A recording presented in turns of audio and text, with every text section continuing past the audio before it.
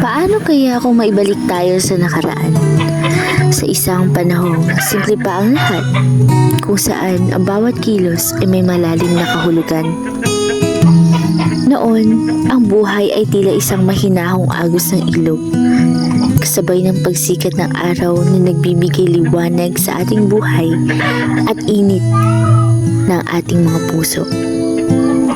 Ngunit sa pag-inog ng panahon, ang ating kapaligiran ay patuloy na nagbabago. Tulad ng araw na patuloy na sumisikat sa bawat araw. Sa gitna ng mga pagbabago sa ating paligid, kaya ba nating manatili sa mga halagang nagbibigay saysay sa ating pagkatao?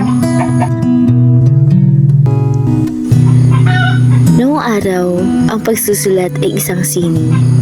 Ang bawat letra, ang bawat talata ay may bigat sa bawat saysay. Ngunit ngayon, mabilis na ang lahat. Isang pindot mo lang sa ating mga teknolohiya ay madali na ang pakikipagkomunika. Subalit sa bilis ng pagbabago, tila nawala ang lalim ng bawat salita at ang ugnayan ng damdamin ay tila naputol ng makabagong teknolohiya. Noon, ang sayaw ay hindi lamang galaw ng katawan, kundi pag-aalay sa tradisyon ng ating kasaysayan. Ang bawat hakbang ay kwento ng ating mga ninuno. Isang alaalang isinasabuhay sa bawat indak at musika ng ritmo. Ngayon, masigla at moderno ang mga sayaw, puno ng enerhiya at ng kasiyahan. Ngunit, sa likod ng mga mabilis na paggalaw, nawawala ang diwa ng pinagmulan, ang koneksyon sa mga ugat ng ating kultura at kasaysayan. Noon, ang pagkain ay pinipitas mula sa puno, sariwa at walang halong artipisyal. Ang bawat bunga ay nagpapahiwatig ng pagpapahalaga sa kalikasan at sa kasaganaan nito. Ngunit ngayon, madali na ang lahat, mga inumin at pagkain masarap sa panlasa. Ngunit minsan ay nawawala ang koneksyon sa pinagmulan. Ang dating sariwa, ngayon ay mabilis at madalas ay wala ng tunay na sustansya.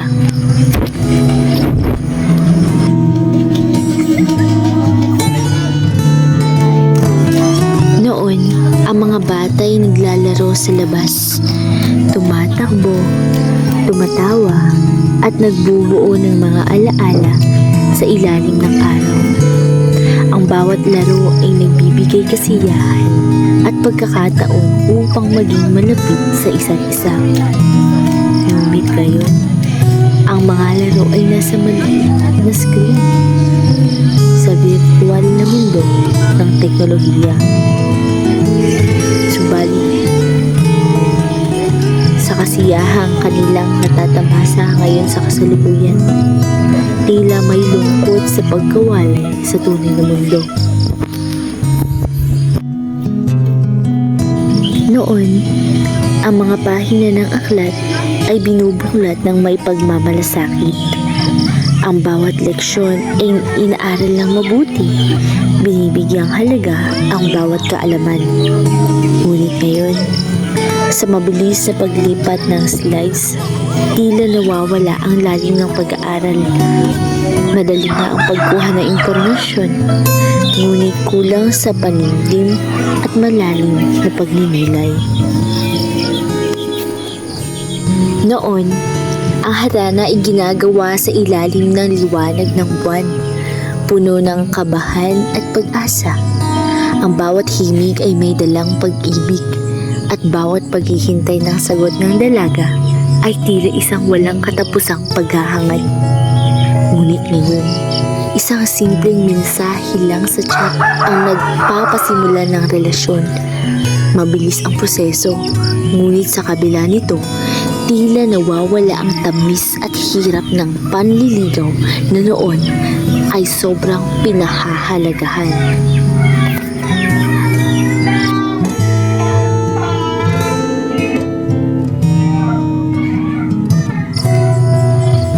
Noon, ang mga kabataan ay abala sa mga bagay na simpleng nagbibigay saya.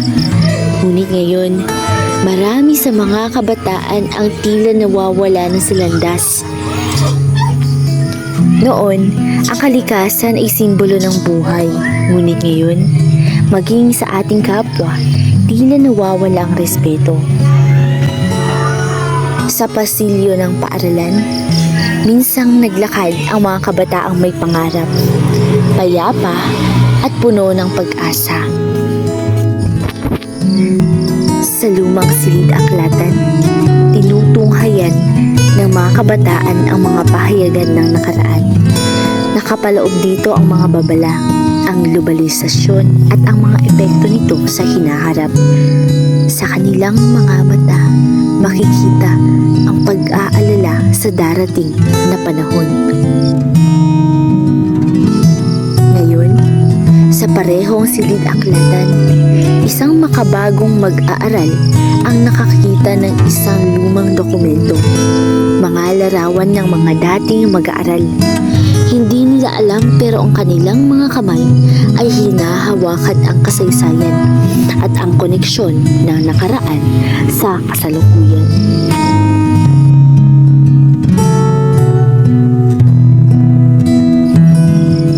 Sa pasilyo ng paaralan, nagbalik ang mga alaala, mga sayaw, laro at harana. Minsan ang nakaraan ay muling nabuhay sa ating kungun na parang ipinapaalala sa atin ang mga aral ng mga panahong ito.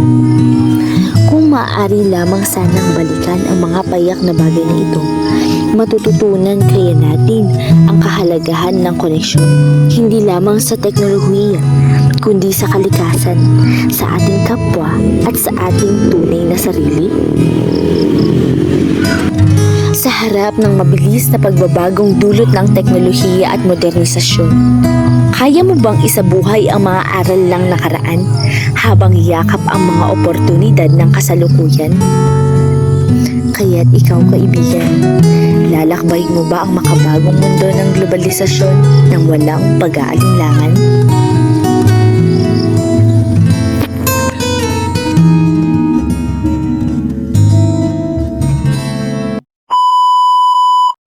Ano, saan, sino, bakit, sa paano, paraan. Minsan, ang swerte mo nasa paligid lang. Ang buhay ay ganyan. Nasa palad mo ang pagbabago ng takbo. At walang mangyayari kung hindi mo susubukan. Magbukas ka ng isipan, kahit talo may natututunan. Di mo lang alam at di mo maintindihan lahat ng nangyayari sa buhay natin ay may kanya-kanyang dahilan. Pepito, Manalodo, swerte mo ay todo-todo. Napunta sa'yo lahat ng buwenas sa mundo.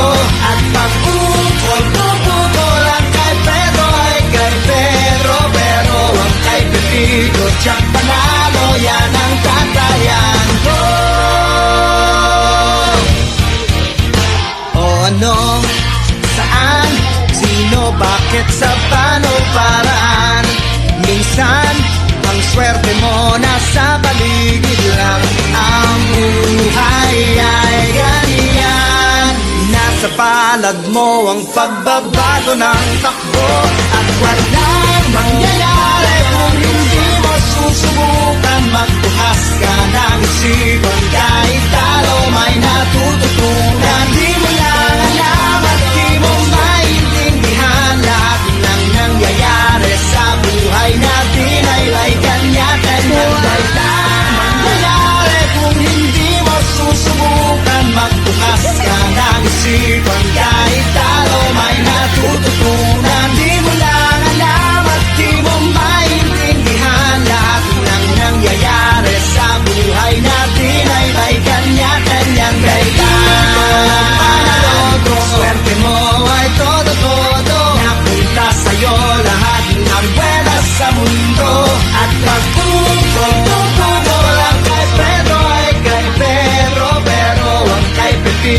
Jackpot